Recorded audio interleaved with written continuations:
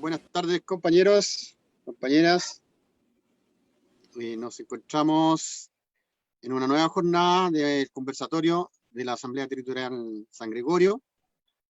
En esta oportunidad vamos a abordar un tema de coyuntura, que es bastante espinoso, es bastante difícil de tomar, y le dimos por título Lobos disfrazados de ovejas, en el sentido de que... ¿Perdón? Llegó Matías. Ah, ya, llegó Matías. Continúo con la presentación. En el sentido de que hoy día, para el proceso de elección de convencionalistas, están apareciendo demasiados independientes y muchos de ellos están vinculados a partidos políticos tradicionales, institucionalizados. Conocemos su trayectoria y en cierta medida vamos a hablar sobre eso, sobre las posibilidades de participación de los independientes, la viabilidad de ellos, la importancia de la Asamblea Popular Constituyente, y ya con un poco de apellido, la Asamblea Popular Constituyente Soberana, y perspectivas del proceso constituyente dentro del marco institucional, como desde, tanto dentro como de fuera, desde los territorios. Un saludo para todos los compañeros que nos escuchan desde San Bernardo, Macul, La Granja, obviamente. Un saludo a los compañeros de la PLG. Están con nosotros el compañero Jorge, que es de nuestra Asamblea Territorial, que es un permanente en nuestro conversatorio. Y está el compañero Matías, un joven cientista político de la PUC.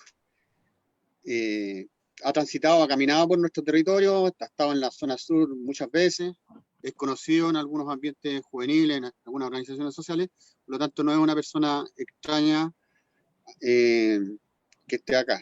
Este es nuestro invitado especial, que viene un poco a hacer aporte también de su experiencia juvenil y su experiencia en los territorios, en su experiencia en las asambleas territoriales, en las cuales está él también, y en las organizaciones sociales en que ha estado. Así que vamos a empezar a dar la palabra y empezaremos con el compañero Jorge, que nos va a entregar una breve reseña acotada, yo sé que desde el año 88, en donde las élites políticas se han apropiado generalmente de las conquistas del pueblo y sus luchas. Voy a poner un par de ejemplos para ir situándonos. Por ejemplo, la salida política de la dictadura y el proceso de transición democrática, entre comillas, se hizo a espaldas del pueblo. Se hizo en negociaciones oscuras que nadie supo. Compañero, ¿qué nos puede decir de ese, o nos puede contar de estos antecedentes históricos? Aprovechando la edad que nosotros participamos, de alguna manera estuvimos ahí en ese periodo.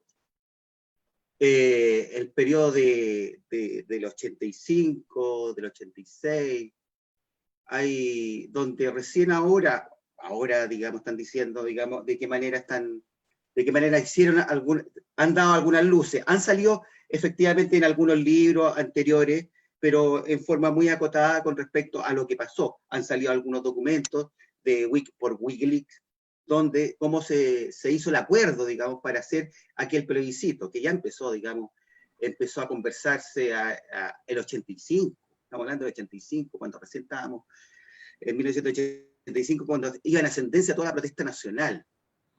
86 para recordar lo que se marcó, o lo que se llamó, o se denominó el año decisivo. Pero ya el 85 se estaba conversando con el gobierno de Reagan, digamos, en ese tiempo, y poniéndose de acuerdo, donde lo dicen abiertamente ahora. Lo dicen abiertamente ahora. Y ahí, ¿Quién lo dice? ¿Quién lo dice abiertamente? Había un personaje ahí un poco siniestro que funcionó, que fue muy conocido. Sí, hay muchos personajes siniestros que todavía están vivos. Este era estadounidense, Claro, fueron a conversar en el año 85, por ahí lo menciona hace poco, hace un año atrás, lo mencionó Sergio Vitar cuando fueron a conversar en 1985, 5 personajes, que nombró a 4, él no se acordaba del quinto. ¿Cuáles serían esos? Y fueron a conversar con el encargado, estos nombres extraños que le ponen, encargado de derechos humanos para Latinoamérica, o algo así como eso, que era el famoso Elliot Abrams, que ya estaba acusado de genocida por el tema de Nicaragua, de Irán contra. Claro. El tema, y ya estaba acusado por genocida, y con él fueron a conversar. Por ahí lo menciono, no sé si tenemos aquel video, para introducir con respecto a lo que, efectivamente, lo que él lo menciona, que él es el protagonista de aquello. Sergio Vitar. Sergio Vitar. Sergio Vitar Chacra. No lo sé, yo lamentablemente no le sé el apellido por parte materno. ¿Es Chacra? Sí, no. Sí, Chacra. Sergio Vitar Chacra. PPD. Tenemos ese video para ver, es de 45 segundos ese. ¿O no? Sí, ahí. Pero mientras tanto narra un poco los personajes que participaron en esa conversación. Según lo que menciona Sergio Vitar hace un año, fue en agosto del año pasado cuando lo entrevistó Paulsen, yo no sé por qué no le sacó, a lo mejor todos saben, menos nosotros, digamos. Pero ¿por qué no le sacó más puntos? ¿Por qué no le preguntó? Dijo que habían ido con Alaman, con Genaro Regada, el mismo Ricardo Vitar, Lago. y Ricardo Lago. Y el quinto que no lo mencionó porque no se acordaba. Y fueron a hablar con él, a mediados del 85, a conversar para tener una salida ya y sacar al dictador, digamos. Estamos hablando una salida pactada. Una salida sin duda pactada. Recordar que fue con Andrés Alaman. Exacto. Y Andrés Alaman... Ya habían acuerdos internos. Y ahí voy a pegar un salto del 85, fue el 88 el que se ganó el no, y el 89 se hizo un plebiscito por las 54 reformas, que fue un acuerdo, según lo que se comenta, te digo, según lo que salen en algunos escritos, no digo Portales, Felipe Portales se llama, que comenta que efectivamente lo que hicieron las 54 reformas fue entre Gutemen Martínez, demócrata cristiano, y Andrés Alaman. Ahí después del no, pasaron muchas cosas durante ese periodo. Está el proceso de Carmen Gay, para no olvidar, digamos, cómo desplazaron al conde, ¿no? Gabriel Valdés. El Carmen Gay que fue, digamos, como le usurparon, ya que está de moda la palabra, le usurparon ahí está. Ahí está el video. Veamos. Sergio Vitar Chacra, ministro en el gobierno de Salvador Allende, ministro en el gobierno de la Bachelet, en el gobierno del Lago. Ahí está. Yo lo conozco porque en el año 85 él estaba encargado de los derechos humanos en el gobierno de Reagan. Y me acuerdo que invitó a una reunión en Washington, e invitó a Lagos, a Alaman, a Genaro Regada, a mí, y creo que había uno más. Y me acuerdo que fuimos en el 85 porque ahí nos apretaban, estábamos en plena dictadura y ellos apoyaban a Pinochet. O sea, Elliot Abrams lo conocemos, es un poco más flexible que los otros. Yo creo que estos son los que están empezando a negociar. El único de todos los que estamos hablando que tiene prontuario criminal. Es la cosa de Nicaragua, La cosa de Nicaragua. la contra. Claro, pues oye, si ninguno de estos son niños de pecho que te van a arreglar los problemas. Por eso que aquí yo creo que nosotros tenemos que, los chilenos, ser claros con el resto de los latinoamericanos, ayudar a los venezolanos para que haya una salida política. A confesión de parte, relevo de prueba. Claro, el señor ingresó desde el exilio el año 85, cuando ya las movilizaciones llevaban varios años, y llegó a formar el PPD con Ricardo Lagos, con Chaulson, con Outs. El PPA. Y muchos de estos próceres estuvieron muy vinculados a Estados Unidos. Por lo tanto, no era de extrañar que tuviesen contacto con Elliot Abrams. Fernando Flores también estaba involucrado en esto. O sea, que llegó después a comprar la senaduría al mismo Vitar, que se la compró, digamos, para ser senador. Entonces Ahora, ahí pasó. Disculpa, Jorge, todo esto trajo consecuencias porque finalmente se derrota en un plebiscito a la dictadura. Es decir, más bien dicho, se cumplen los plazos que la misma dictadura instaló, y pierden el plebiscito, y los señores políticos que se instalan le dicen al pueblo que es hora de los profesionales, de los expertos, que se vayan para la casa, desarticulan, bajan todos los movimientos sociales y empiezan las promesas de un Chile mejor, en donde el programa de la concertación que trató de instalar Elwin finalmente no se cumplió. En muchas partes no se cumplió. Si uno lo lee en la actualidad, ve que la mayoría de las propuestas estructurales no se cumplieron. Sin embargo, avanzó un programa de profundización neoliberal, se traspasaron las empresas públicas que se traspasaron al sector privado, siguieron en el mismo sitio. Es más, se profundizó esta cuestión. Hay que recordar que en el periodo de Lago se hicieron las concesiones de las carreteras. Se privatizó todo el sistema de tráfico de superficie a empresas mexicanas. El cobre. Recordar que el cobre era 30-70 era con Pinocho, y después se dio vuelta, fue 70-30, ¿no? 70 privado y 30 estatal. Ahora ya no sé en cuánto va, creo que como un 8%, creo que tiene poder. Claro, bueno, haciendo el recuento, eso pasó en el 85, ya habían acuerdos previos años antes. Para nosotros, los que vivimos en ese momento, era mucho tiempo, o sea, un año era mucho tiempo. Ahora, la perspectiva histórica en realidad fueron 2 años, 3 años. ¿Ah? Y todo lo que pasó en el 89, recordar que el 89 también tuvo el consenso de Washington, no sé si te acuerdas, casualmente, digamos, cae el muro, pasaron muchas cosas en el mundo. O sea, ahora, toda esa derecha golpista, fascistoide, pasaron a ser demócratas. Se hicieron un cambio de chaqueta y se transformaron en demócratas a ultranza. Esos son lo que nosotros denominamos, ¿no es cierto?, los disfrazados de ovejas. Son los cambios o cómo aparentan aparecer hoy día.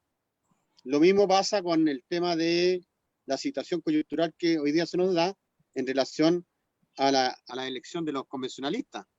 Quería preguntarle al compañero Mati una reflexión respecto de las constantes actuaciones de un segmento de la élite política, de la derecha, del centro político fundamentalmente, a través de los últimos 50 años, en relación al actuar camaleónico que han tenido, cuando se encuentran en un trance histórico en donde sus posiciones o sus intereses se ven perdidos y van siendo denunciados por sus inconsecuencias y prácticas claramente inmorales y atentatorias contra los intereses del pueblo. ¿Qué podría decirnos respecto no del periodo en el cual no vivió, pero sí se aprecia en la actualidad una situación muy parecida, compañero Mati?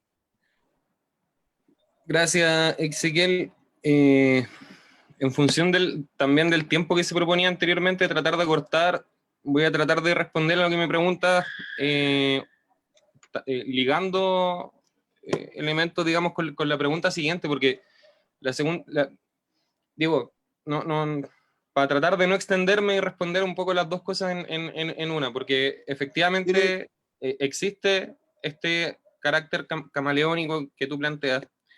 Y la pregunta siguiente que ustedes tienen señala, digamos, como sobre las posibilidades de que el pueblo, digamos, afecte o determine los rumbos de este proceso institucional, y me parece que ambas cosas están conectadas con algo, por eso quiero conectarlas.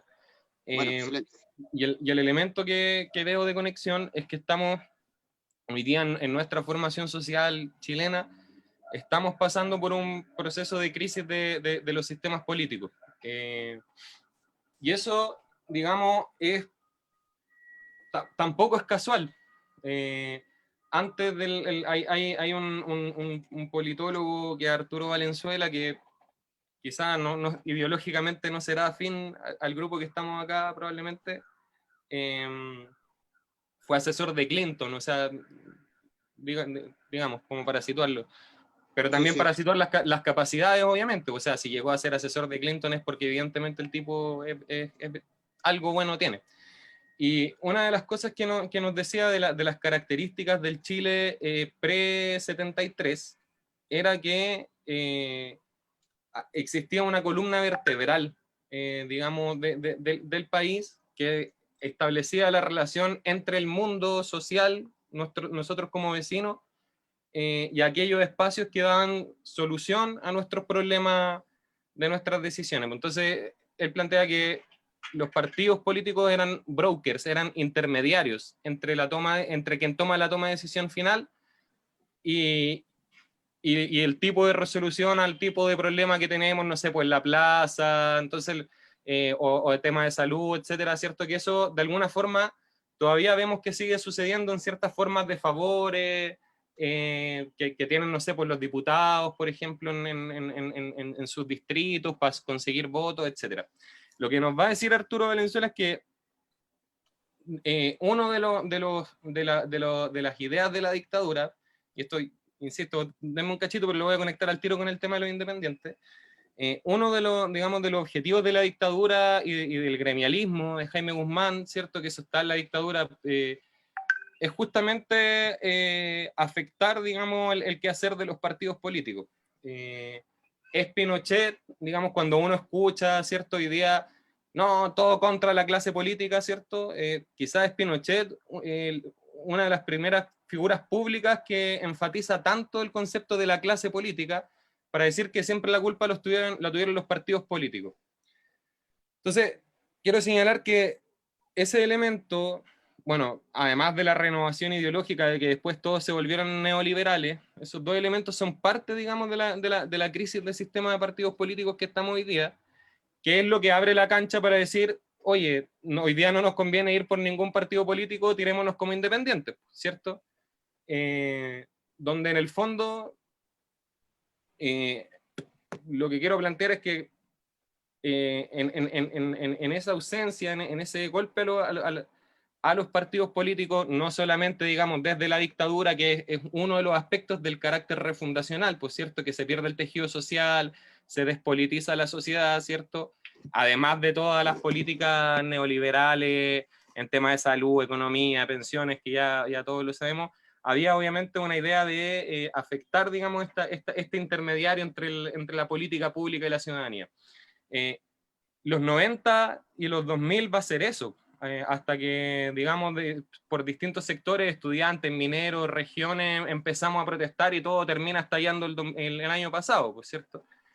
Pero en ese escenario es que es que más o menos se entiende por qué surgen tantas independientes, pues tanto la idea de que hay independientes. Y ahí yo por lo menos tratando de hacer reflexión quería aportar que creo que hay tres tipos de independientes que podemos identificar.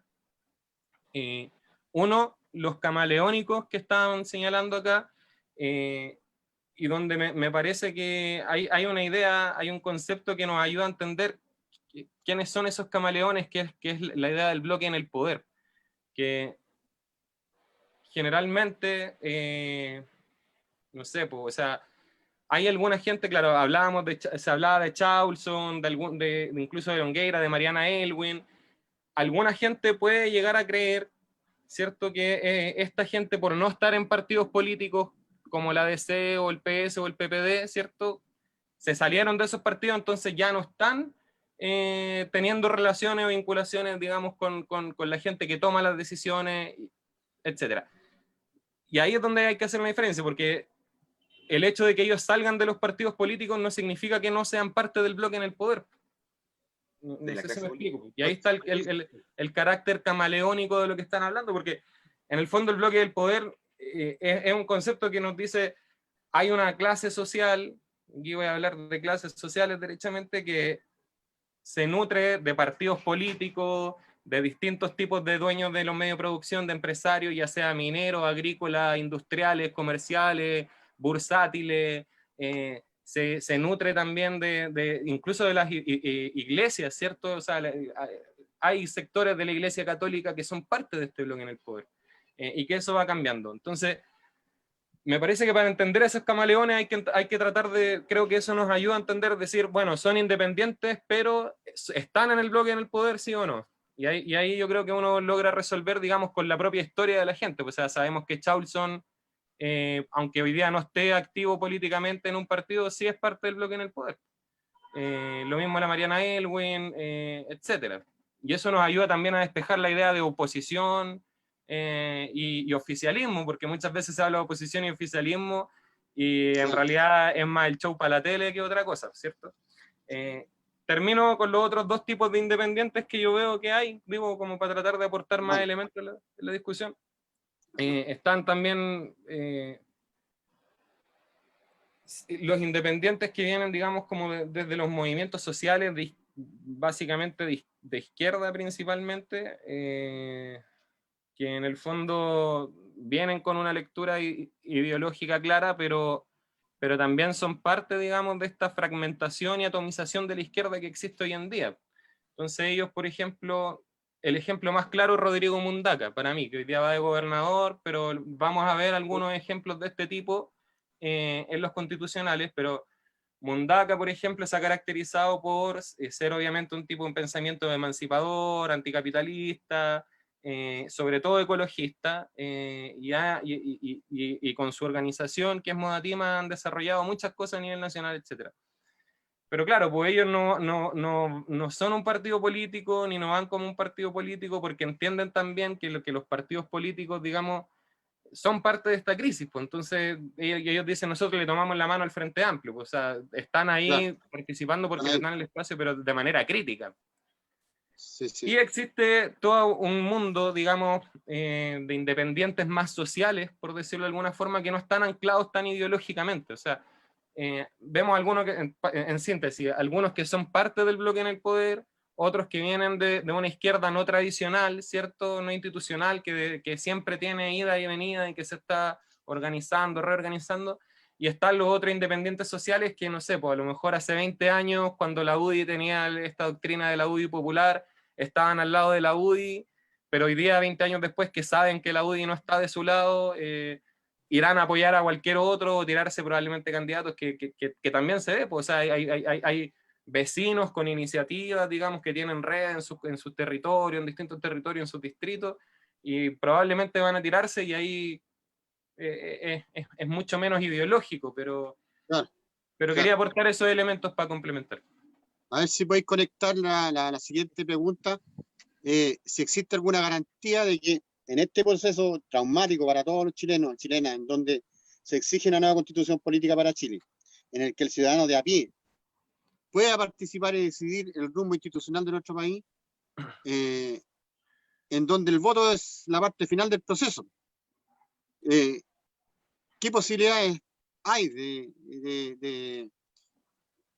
que el ciudadano a pie pueda tener algún nivel de incidencia, o que falta, qué es lo que falta para que pueda tener incidencia? Claro, yo por eso quería conectarlo el tema con el tema de la crisis de representación, digamos, porque en el fondo ya hoy día, a ver, por algo algunos hablan de estallido y no de revuelta, hay una tensión, digamos, en el concepto de cómo explotó la cuestión, y todos sabemos que fue inorgánica, o sea que, y si hay cierta organicidad, es una organicidad parcial, según la experiencia de distinta gente, y en ese sentido, claro, o sea, sabemos que no hay ningún partido, no hay ninguna organización, o no hay ninguna referencia, por no hablar de partido político, pero no hay ninguna referencia que le haga sentido al grueso de la población. O sea, no, después del estallido, digamos, por la forma de actuar del Frente Amplio, que pintaba para algunos como una posibilidad porque habían sacado buena votación, eso es sumamente tensionado, ¿cierto? Si pensamos en unidad social, tampoco, es bien difícil. Entonces, a lo que voy es que tenemos varios síntomas a partir de los cuales decimos, digamos, de dónde el pueblo puede tomarse esto, porque en el fondo todavía yo no siento que necesariamente haya una maduración, digamos, como cualitativa de la gente, de pasar de salir a marchar, a tirar piedras, ¿cierto? Que la mayoría ha pasado mucho eso, a organizarse, digamos, y tener paciencia en eso, porque, digamos, el trabajo en las asambleas territoriales o en los espacios sociales es ida y venida y uno se frustra y no todas las cosas funcionan, pero, digamos, si no está eso fortalecido, no hay ninguna posibilidad de incidencia, digamos, donde el mundo popular se exprese genuinamente. O sea, en el Frente Amplio hay tensiones, en Unidad Social hay tensiones, y ¿para qué vamos a Disculpa, hablar de Mati. la concertación? Pues si ya dijimos que son parte Claro. del bloque en el poder, ¿cierto? Disculpa, Pero Mati, te hago esta pregunta porque a nosotros muchos vecinos nos hacen la pregunta, pues tienen una incertidumbre tremenda con respecto al proceso, por un lado, inclusive la incertidumbre que tienen, como nosotros tenemos una cultura de ir a votar, también se les generan estas dudas que ni siquiera saben por qué están votando y a dónde dónde va a conducir esa votación. Y desde ese nivel de incertidumbre, ¿no es cierto?, hasta el que hacemos para poder tener alguna posibilidad de que todo el gasto que se hizo, todo el gasto que hizo el mundo popular, porque finalmente el gasto del mundo popular, el costo del mundo popular ha sido extremadamente caro, ha sido muy caro, ha sido muy costoso para nuestro pueblo llegar a esta situación. Y entonces la oportunidad que tenemos, por ahí va la pregunta. Tú ya diste algún indicador que había que organizarse y había que tener paciencia para eso. Entonces, a la vecina común y corriente del territorio, ¿qué le podríamos decir con respecto a la convención constituyente y el rumbo institucional? En breve. en breve, yo creo que ahí hay que creerse el cuento, porque tampoco es casualidad que el mundo popular no esté siempre representado. O sea, digamos lo que hablaban ustedes de que para el pacto del 88, después vinieron los tecnócratas, ¿cierto? Con Benninger a la cabeza, y dijeron, bueno, ahora nos toca a nosotros. Justamente eso es lo que hay que terminar. O sea, yo creo que hoy día, en la medida que podamos ir encontrándonos distintas asambleas, no sé, yo vivo en Santiago de Centro y como decía el compañero, me tocó conocer mucho la realidad de La Pintana, de La Granja, pero en la medida en que nosotros como pueblo, que son las mismas vecinas que organizan las ollas comunes, que saben cuáles son los problemas que tienen todos sus vecinos, o sea, no son los expertos los que saben, pues los expertos para saber tienen que preguntarle a esas vecinas, pues, o sea, todos los informes que hacen los expertos tienen que necesariamente preguntarle a esas vecinas. Entonces, yo creo que hay que creernos el cuento y justamente entender que ese chip que nos quisieron instalar, de que la política pública lo hacen los tecnócratas, es lo que hay que ir cambiando. Ahora, claro, estoy hablando solamente de un switch porque no puedo dar yo la respuesta ahora, pues creo que es una respuesta colectiva. Yo creo que hay ciertos pasos que hay que ir dando, pero lo otro clave, además de creerse el cuento de cambiar ese switch, creo que lo otro, y además de la paciencia que hablábamos anteriormente, creo que lo último clave, y con esto cierro, que como decía por ahí algunos filósofos, no hay teoría revolucionaria sin práctica revolucionaria, ni práctica revolucionaria sin teoría revolucionaria. Entonces, si estamos pensando esto y decimos, ya, bueno, ya, juguémonosla, intentemos, no sé, pues a lo mejor vemos un partido, ya, aquí yo estoy tirando lo que yo pienso más o menos, yo digo, creo que Igualdad, el partido Igualdad puede abrir ese espacio para que el mundo popular lo haga, ya, hagámoslo, pero siempre vamos a tener que estar reflexionando sobre la práctica que hacemos, porque solo en esa dialéctica vamos a poder robustecer lo que hagamos, pues, digamos, y que sea democrático, que sea consultado con los mismos vecinos. Bueno. Perdón por lo poco, pero... No, está bien. Voy a pasar a una siguiente pregunta. ¿Cuál es la importancia de la Asamblea? Voy a conectar todo lo que se ha dicho con la importancia de la Asamblea Popular Constituyente Soberana, le puse un apellido, y cómo se relaciona con el ejercicio del poder popular territorial. Me gustaría que Jorge interviniera primero y luego el Mati en relación a la misma pregunta, complementando dentro de lo posible o haciendo un contrapunto. Jorge. Entonces, conectar. Primero quiero hacer unas previas con respecto a eso. Yo la verdad es que no, con respecto al sistema de partidos, yo creo que está completamente agotado. Ahora, los partidos me dicen lo mismo, digamos, con respecto a la asamblea. O sea, eso va a ser un ad eternum. Van a decir, la asamblea es una casa ocupa que es una anarquía, digamos. ¿Ah? Claro, realmente, sí, efectivamente, los militantes de muchos partidos, o de todos, no sé, por lo menos lo que he conversado, efectivamente la ven así la asamblea. Hay que considerar que políticamente, para los partidos, es un riesgo una asamblea. ¿Por qué es un riesgo? Porque la asamblea está planteando derechamente que el sistema de partidos está agotado. Y las prácticas que tienen los partidos también, esas prácticas nefastas que nosotros las conocemos, por lo menos, digamos, yo desde los 80, digamos, con un tema generacional. La hemos vivido, la hemos vivido. La hemos vivido y sabemos cómo se comporta y cuáles son sus prácticas.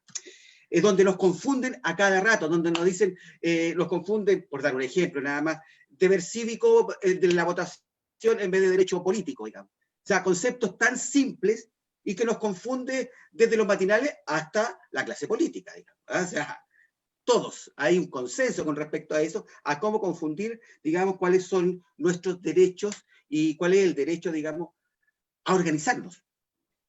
Como el sistema de partidos no es un agotamiento propio o nacional o criollo solamente de Chile, sino que, no sé, acordémonos de la partitocracia que existía en Italia, digamos, el 92 quedó la crisis, digamos. Y después en Latinoamérica, ni hablar, digamos, que fueron más o menos esos años. Nosotros lo hicimos 30 años después, me refiero a la crisis. Entonces, estamos agotados, efectivamente agotados de esas prácticas. Esas prácticas las vemos a diario, y las vemos hoy día, entre paréntesis, hoy día, ahora. Claro. No hace 30 o 40 años atrás, que ya lo vivimos, hoy día. Nosotros ya ahí hablamos con respecto a algunas organizaciones que estuvimos, y vemos cómo mañosamente, tramposamente te quieren involucrar en algo que en realidad no son poco honestos. Y eso es lo que en realidad queremos cambiar. Ahora bien, cambiarlo a través de qué? Tenemos asambleas territoriales que son las que queremos articular, relacionarnos, reconocernos como pueblo y organizarnos como tales. Y no que venga, como se hablaba, que venga el Mesías y nos diga, esta es la luz, este es el camino. No, nosotros lo hacemos con. No fuera, digamos, no mostrándole, sino lo hacemos con, estamos dentro de eso, somos parte de eso. Pero nosotros no vamos a dar la herramienta, ellos nos dan la herramienta, es cosa de preguntarle la maña, le nomás. O sea, el sujeto no sabía de nada, entonces ahí las viejas le dijeron, ¿sabe qué? Esto es así, esta es la realidad. Entonces, ahora, ¿cómo vinculas eso con la Asamblea Popular Constituyente Soberana? Claro, entonces las asambleas necesariamente se tienen que articular, tienen que acordar, perdón, un concepto muy, muy malo, digamos, que es la política de los consensos de los 90, que fue nefasta, digamos, para este país, digamos, porque el consenso era entre la clase política. Claro, nosotros tenemos que acordar y articularnos como asambleas, como lo que estamos haciendo, en este caso específicamente en la granja, que es la articulación con toda la asamblea y llegar a un acuerdo común. En ese caso, por ejemplo, tenemos, para llegar a ser un poder popular, un poder alternativo, hay varios instrumentos. Yo, en lo particular, si me preguntan a mí lo que dije al principio, ya, primero se hace la Revolución Francesa y después se hace la Asamblea Constituyente. Así fue, digamos. Ahora, si me sirve como instrumento para llegar al poder popular, la Asamblea Popular Constituyente, perfecto, porque ahí estoy desembocando, digamos, cuáles son los intereses que tiene el pueblo, digamos, o que tienen los vecinos. Quizá es una forma de organización y no necesariamente tiene que ser con o sin los partidos políticos. Buena. ¿Qué opina el Mati de eso? Sí, no, para un poco complementar lo que decía el Jorge, el compañero, que claro, o sea, decía en Italia también hubo crisis, y nos ponemos a analizar, en México hubo crisis, en Argentina hubo crisis, en Colombia, en Brasil, en todos lados. O sea, el capitalismo, cuando hablamos de capitalismo, no hablamos de un sistema económico, sino que tiene carácter económico, político, social, cultural, ideológico, y una de las tensiones, digamos, y es de esa historia de la que queremos salir, ¿cierto?, es que generalmente ese capitalismo entra en crisis. ¿Por qué? Porque llega a cierto límite, o sea, siempre van a estar queriendo acumular algunos. Y en ese sentido, un poco lo que para fortalecer, yo estoy de acuerdo con lo que dice el compañero, para fortalecer un poco la idea, el tipo de democracia que tienen las democracias capitalistas, por decirlo de alguna forma, es la democracia representativa, que es justamente toda la democracia del tipo electoral que nosotros conocemos. Entonces, la democracia directa se aplica de repente, plebiscitos, pero el carácter participativo y el carácter deliberante de la democracia al capitalismo no le gusta. Pues. Por eso nuestra institucionalidad participativa se basa en la votación, porque no quieren que nos juntemos a conversar y a pensar entre nosotros cómo damos solución a los problemas que tenemos. Es parte de la dominación. Por lo tanto, justamente el gesto que hacemos de juntarnos ahora, de decir, como decía el compañero, han costado tantas vidas, ojos, violaciones, todo, ¿cierto? Este gesto de juntarnos ahora en la asamblea es sumamente revolucionario. Y creo yo hoy día que dando cuenta de esa crisis de la democracia representativa, digamos, como un espacio que además hoy día está siendo tomado mucho por la corrupción, ¿cierto? Hoy día en Chile estamos atrasados respecto a América Latina de cómo está penetrando el narcotráfico y el crimen organizado. Pero se está dando lo mismo que se da hace 15 años en Argentina, se está dando lo mismo que se da hace 20, 25 años en Colombia. Entonces, digo, ¿hasta dónde nos va a servir esa institucionalidad, digamos, burguesa que hablan algunos, ¿cierto? Ya, solo para terminar, que hay organizaciones a mí, yo siempre, después me dicen que soy medio fanático, pero hay una organización en Argentina que a mí me parece interesante porque dentro de América Latina, no sé, pues si nos comparamos con Brasil, con Bolivia, con Ecuador, somos los más parecidos, digamos, en términos identitarios. El 2001, cuando fue la crisis en Argentina, surgieron un montón de asambleas territoriales, igual que acá, y además de la toma de fábricas y un montón de cosas, y ha habido distintos tipos de experiencias, porque algunas de esas asambleas constituyeron organizaciones que van a la cosa electoral de la democracia representativa y otras no. Pero hay una en particular que me llamó mucho la atención, que no iban a disputar temas electorales a la democracia representativa, decían, uno, esa institucionalidad está totalmente corrompida, bueno, el tema del narcotráfico y el crimen organizado ya es más potente, y dos, decían, históricamente vemos que cada vez que vamos para allá nos dividimos, digamos, nos dividimos como organizaciones porque empiezan a aflorar los egos y eso es un problema. Y lo tercero decía, además, nosotros haciendo solamente trabajo territorial, digamos, pero bien, o sea, pensado, o sea, dedicándole tiempo como si fuera un trabajo, por decirlo de alguna forma, hemos logrado mucho más soluciones de política pública que lo que este gobierno ha hecho desde la vuelta del 83 a la democracia allá. Entonces, y claro, cuando tú les preguntas ya, pero ¿cuál es el resultado de política pública? Nos dicen, mira, además de que nuestra forma de trabajo no solamente ha crecido en Argentina, sino que en el resto de América Latina, en muchas villas miserias, que son las poblaciones, ¿cierto? Hemos logrado contrarrestar al narcotráfico, hemos logrado echarlo en base a organización, hemos logrado armar cooperativas de trabajo que hoy día nos permiten intercambiar leche, pan y ropa y no estarle comprando ropa a las empresas de retail.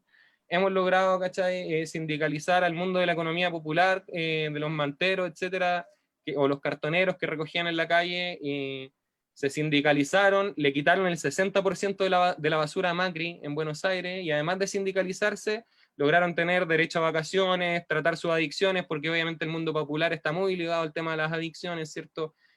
Lograron tener jardines para sus hijos, y se dio una simbiosis en ese mundo popular, digamos, del trabajo popular, con los territorios, con las mismas asambleas que ha permitido hacer esto. O sea, al punto del día de hoy hay organizaciones en Argentina que autogestionan sus propias redes de ambulancias.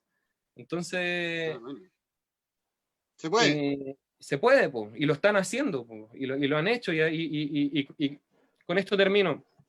Además de que le han abierto el espacio en toda América Latina para tratar de tener ese modelo de trabajo, yo me acuerdo, entrevisté a una de las personas de estas organizaciones. Le decía, ¿cómo ven el tema electoral? porque justo lo entrevistaban en enero de 2017 que venían las elecciones de parlamentarios en Argentina. Y bueno, me decía, bueno, sí, bueno, la cosa nos divide, lo que les decía, estamos bien sin lo electoral, pero además me decían, en términos geopolíticos, o sea, digamos, por eso digo la vuelta a la teoría y la práctica, en términos geopolíticos, en este momento son más importantes las elecciones de Brasil en 2018, cuando estaba el tema de Temer, ¿cierto? Sí. Que las elecciones parlamentarias en Argentina. Por lo tanto, nosotros, con las asambleas que hemos logrado abrir en Brasil, vamos a destinar nuestra fuerza como al trabajo electoral, a que no salga la derecha en Brasil. Entonces, Chuta. ahí también uno se da cuenta, digamos, del nivel de reflexión que es distinto, pero que eso se va cualificando, va madurando también en la medida que pasan los años en esta forma de trabajo. Por eso también señalaba el componente de la paciencia. Hay que tener una paciencia histórica, dicen algunos, que dicen también que la paciencia es muy revolucionaria. Bueno. No quise interrumpirte porque está muy interesante los ejemplos. Mira, vamos a pasar una pregunta y vamos a tratar de ahora aplicarle brevedad. Pues ya nos queda poco tiempo. ¿Cómo neutralizar la presión ejercida de estos lobos disfrazados de ovejas para que las ganadas sean del pueblo y no de ellos? ¿Cómo desenmascaramos a los Chaulson, a las Mariana Elwin, a los Longueira y compañía que se dicen independientes? ¿Qué es lo que tenemos que hacer? ¿Tienen alguna idea, alguna noción de cómo poder hacerlo? ¿Hay algunas prácticas, hay algunas realidades que se pueden contar? Igual, en el mismo orden, Jorge primero y Mati. Ahí hay que tratar ahora de ser breve. Sí, en lo inmediato se me ocurren dos maneras, digamos. Una, que digamos efectivamente denunciando y participando, cosa que yo no estaría de acuerdo. Una de las cosas que más golpea al sistema de partido agotado como sistema de representación, a propósito de lo que hablaba recién Matías. El sistema de representación está agotado. Y eso creo que está... Entonces, y ahí se une la clase política, necesariamente la clase política. La clase política, ¿a qué me refiero? Esa clase, no solamente los políticos que aparecen, sino que la clase política dominante, que es lo que llamaba Robert Mitchell la oligarquía de hierro, donde almuerzan juntos, donde el Frente Amplio almuerza con la nueva mayoría, donde lo meten en forma tramposa dentro del gobierno, pero no están fuera del gobierno, donde le dieron el cupo a Jackson en el centro, etcétera, etcétera, etcétera. O sea, hay muchos ejemplos con respecto a lo que son las trampas que hace y consensúan la clase política. Y se ponen de acuerdo cómo fue ahí el Frente Amplio estuvo en el Ministerio de Educación, digamos. Sin duda estuvo, digamos, a pesar que lo niegan. Pero son muchas de ese tipo de cosas. Y tuve en la especificidad cómo hacerlo con respecto al sistema, cómo llegar, que la otra, el sistema abstencionario, que está muy desprestigiado, digamos. O sea, perdón, la clase política, cuando tú te abstienes, tú estás diciendo, yo no me meto a ese sistema ilegítimo, porque si bien es legal, no es legítimo. Por ejemplo, a esta especificidad que es con respecto al Pacto por la Paz, donde el origen lo hicieron los que son parte del problema. ¿Ah? Ese es el origen. Y el diseño también es corrupto, también es espurio. Ahora, ¿cómo neutralizamos eso? ¿Cómo neutralizamos? Claro. Porque esa es la pregunta. Primero, identificando, digamos, diciendo que el deber cívico no se confunda con el derecho político. Eso es lo primero. Es una cuestión de conceptos, sí. Lo otro, que efectivamente te están haciendo un camino, un diseño, porque no es casual que la Convención Constitucional que nos proponen ese pacto por la paz, quienes son parte del problema, que sea a base de la circunscripción de elecciones de diputados y senadores. Eso no es gratuito. Me parece bien. Eso lo vamos a ver en el próximo punto. Claro. Lo vamos a ver ya. Ya, perfecto. Aquí, ahora interpelo a Mati. Todavía no aparece. Se cayó. Sí, aquí va a aparecer en el próximo punto, ahí para allá en eso. Ah, perfecto. Mati. Entonces, yo creo que eso es. No, si no está todavía. Ahí llegó. Volvió. Matías. Disculpen, se me cayó el... Sí. estamos en la pregunta, ¿cómo neutralizar la presión ejercida por los lobos disfrazados de ovejas para que las ganancias sean del pueblo y no de ellos? ¿Cómo desenmascaramos a los Chaulson, a Mariana Elwin y a los Longueira? Brevemente, muy breve. Los Panzer. Sí, no, yo de nuevo creo que el tema de la organización y organización, es lo único, o sea, en la medida en que sumemos gente y vayamos cumpliendo esas funciones de denuncia, se logra. Y lo segundo, claro, que también es importante situar hacia dónde van nuestras fuerzas, por eso creo que lo de la APC, la Asamblea Popular Constituyente, es más provechoso incluso que estar denunciando, porque es probable que en el proceso institucional, por más que ganemos 200 de los 150 candidatos, no vamos a sacar una constitución favorable en los términos que necesitamos. Ya, perfecto. Creo yo. Perfecto. Sí. Ahora voy a vincular todo lo que están diciendo, porque los dos se introdujeron un poco en el tema de la pregunta que sigue. ¿Es viable una convención constitucional independiente? Voy a partir por el Jorge y después por el Mati. Jorge, ¿es viable una convención constitucional independiente? Sí. ¿Sí es viable? Sí, es viable. Y quiero explicar por qué. Porque no es la parte romántica que se me podría atribuir con respecto a decir sí se puede. No es el romanticismo que uno puede tener con respecto a que si se organiza el pueblo, y que lo hemos visto, que en poco tiempo, ahí estoy haciendo una mirada histórica, los historiadores lo ven 30 años, para ellos no es nada, digamos. Para mí es toda la vida, digamos. Entonces, en poco tiempo, igual, los pobladores, los vecinos, se han organizado. O sea, no es menor esa organización, no es baja esa organización. Más aún, o sea, es cosa de ver. ¿Han visto alguna bandera de algún partido? Yo no la he visto hace mucho tiempo. No la he visto. No es casual eso, no es casual. Porque ellos se reconocen que son parte del problema. Se reconocen. Y aparecen, obviamente, algunas cosas extrañas ahí desviando el tema. Sí, yo creo que es viable porque en menos tiempo que la conformación de los partidos políticos, se han organizado los vecinos. Y se han organizado en menos de un año. Y nosotros vemos asambleas por todos lados, por lo menos nuestra parte territorial la vemos a eso así. Con su altibajo, sin duda, con sus problemas, sin duda. Pero hay organización, existe. Y son los que movilizan, ¿eh? Y son los que, y los que movilizan y los que han hecho los cambios. Recordar, digamos, que los 30 pesos se bajaron en 3 días, con 2 metros. Sí, claro. Discúlpenme la comparación, la otra fue con guillotina en Francia, pero con 2 metros aquí, 30 pesos en 3 días, digamos, los bajaron, digamos. Eso fue. Sí, claro. Entonces, pasemos al Mati.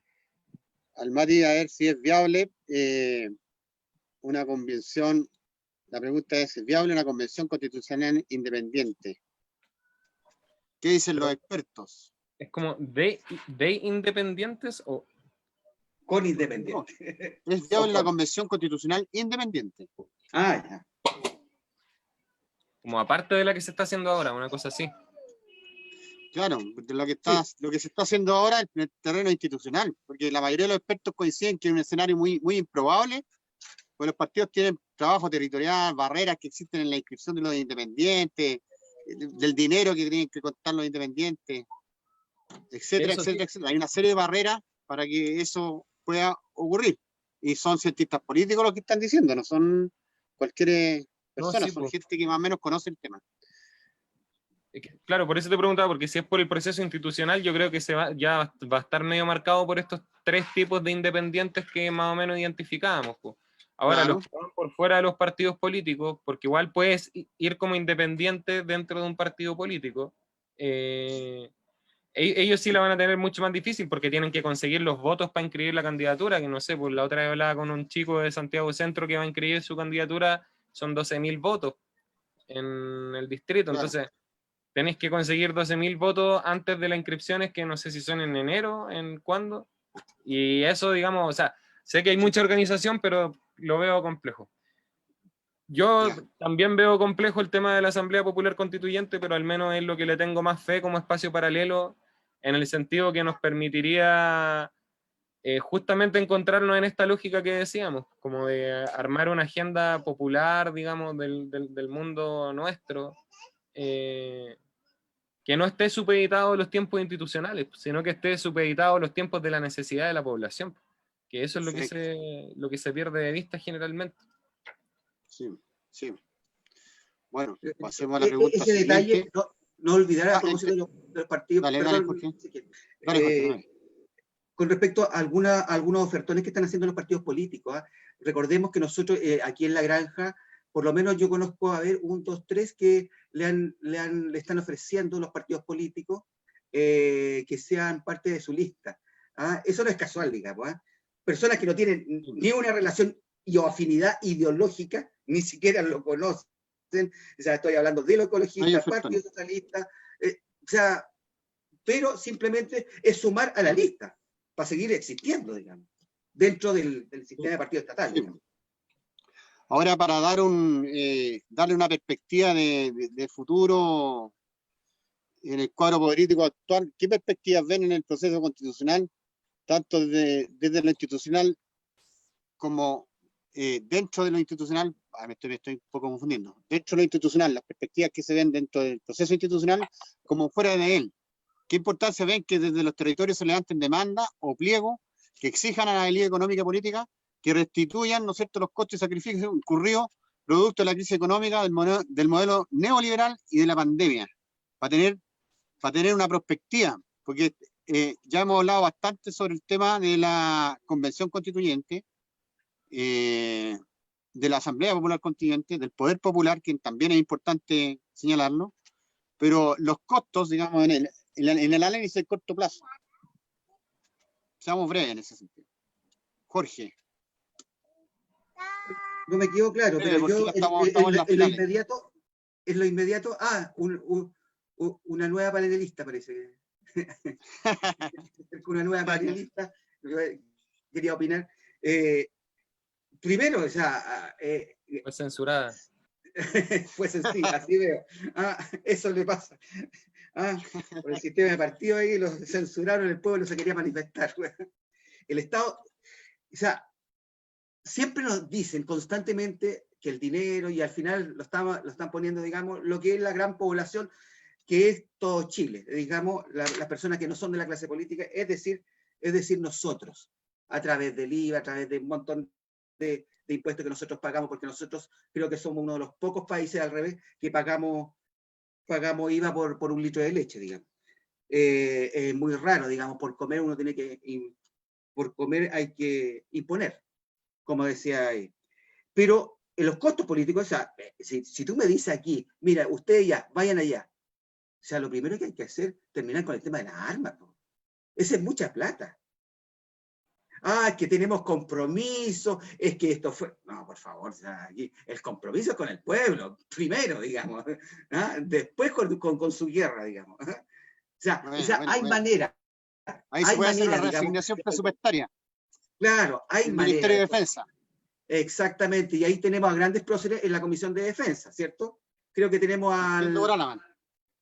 Y creo que está Telier, ¿no? A propósito. Creo. Sí. Para no olvidarse, digamos. Bueno. Entonces, hay que tener presente eso, que los presupuestos son exorbitantes. O sea, el presupuesto de armas es grandote. Hay que hacer una reasignación. O sea, ahí ya tiene de inmediato. O sea, que se compren 4 años, 12.000 millones de dólares en pura armas para que practiquen el tiro al blanco. No, ya. Es mucho, ¿cierto? es como mucho, ¿no? Sí. Está claro, está claro. O sea, me refiero, dinero hay. Lo que pasa es que, ¿cuáles son las prioridades? Y para qué hablar de la corrupción que existe en Chile. Reasignación. Claro. Vamos a darle el paso al Mati. Ya estamos encima. Gracias, sí. A mí me parece interesante cuando se plantean, digamos, esos dos escenarios de lo institucional y fuera de lo institucional, porque ayuda a clarificar, digamos, creo yo, cuáles son las potencialidades, a dimensionar un poco y proyectar las potencialidades de victoria, entre comillas, que tenemos, pues, porque no lo vamos a ganar todo, no está pasado, pues, probablemente, digamos, sí. O sea, solo con autodefensa no lo vamos a ganar, pues, o sea, por ponerlo, digamos, en términos como más duros. Y en eso, a ver, yo creo que cuando Lavín, bueno, las apariciones de Lavín y Longueira no son al lote, no son... Porque Longueira dice, hay que salir a votar por el apruebo, necesitamos que esto se legitime, porque estamos deslegitimados, entonces hay que salir a... Y es probable que un porcentaje del apruebo capaz que sea de la derecha, capaz que sea del bloque en el poder de lo que hemos visto. Y Lavín dice, yo soy socialdemócrata, o sea, entonces cuando dice eso, en el fondo, lo que estamos dispuestos a aceptar ideológicamente es una constitución más o menos parecida a una socialdemocracia. ¿Y eso qué implica? Implica a lo mejor mayor distribución de recursos vía impuestos, probablemente aumentar el gasto social, tener seguro de cesantía, no sé, subsidiar más, digamos, temas de salud a los sectores marginados, de vivienda, etcétera. Distintos tipos de gasto social, o promover la negociación colectiva. Y digamos ahí, y quizás políticas de trabajo, digamos, donde hay empresas estatales. Entonces, eso más o menos es lo que podrían llegar a aceptar, pero una cosa donde, por ejemplo, se altere la propiedad privada, es un elemento que para ellos va a ser gatillante. Entonces, por eso planteaba las limitaciones, o sea, vamos a tener limitaciones en la cuestión constitucional, o sea, si es que alguien acá, no sé, incluso más allá de lo constitucional, sale un gobierno que hoy día expropiar a empresas, evidentemente no vamos a tener el golpe blando que tenemos encima, sino que vamos a tener una cosa mucho más dura, porque lo que estamos dentro de un golpe blando, más o menos. Claro. Más o menos. Y en ese sentido, por eso mismo, digamos, por esas limitaciones, que yo creo que el espacio no institucional, y en este caso espero que la Asamblea Popular Constituyente sea eso, es lo que nos va a poder permitir en un mediano y largo plazo todas estas organizaciones que somos, asambleas territoriales, encontrarnos, tener un espacio donde avanzar en eso que hablábamos de cualificar las cooperativas, no sé, dar soluciones en lo concreto, porque esta gente, lo que está haciendo hasta ahora, además de toda esta agenda, es provocarnos. Si lo que hacen con su política, o sea, no pueden tener tantos doctorados y postdoctorados para hacer mal el tema de las cajas o para hacer mal todo lo mal que han hecho todo este tiempo. Entonces, como saben que estamos desorganizados, como saben que la gente está enrabiada, puede sonar feo, pero yo creo que medio se cagan de la risa con nosotros, con las provocaciones, sale la gente a las calles, los meten presos, y hoy día tenemos cuántos presos políticos y no tenemos la capacidad de contrarrestar ese tipo de cosas. Entonces, hay otras cosas que tenemos que ir trabajando, o sea, necesitamos que la gente no solo le haya cambiado el estado de ánimo, sino que esté dispuesta a organizarse con paciencia, semana a semana, porque si no logramos ganar eso, no vamos a ganar nada. Ya, agradezco a los compañeros que participaron, han sido bastante explícitos en los análisis y la respuesta a las preguntas. Quisiera unas palabras al cierre, brevísima. En 3 palabras, Mati, palabras al cierre. Organización y organización. Gracias, compañero. Jorge. Sí, para ir cerrando. A propósito de la organización, hay que tener en cuenta los lobos. No sé qué culpa tienen los pobres lobos, pero bueno, los lobos con piel de oveja, que tengo 2 perros que vienen de los lobos, digamos. Bueno, vivo con 2 perros, digamos. Sí, la organización con respecto, yo creo que sí se puede, aparte de lo institucional, a pesar que de repente hay decadencia, pero sí se puede. Los procesos sociales no son de 2 meses, son muy largos, y eso lo hay que resistir. Ahora, que se pueden hacer cosas inmediatas, claro, se han ocurrido, ya están ocurriendo. Y cuidado, estamos siendo protagonistas en este instante. Entonces yo creo que hay que continuar lo que estamos haciendo. Agradezco a los compañeros y damos por terminado este conversatorio, que ha sido bastante nutrido, y espero que nuestro público haya entendido los mensajes que están involucrados. Muy buenas tardes. Buenas tardes, gracias. Gracias, Miguel. Gracias, Matías. Chao. Chao.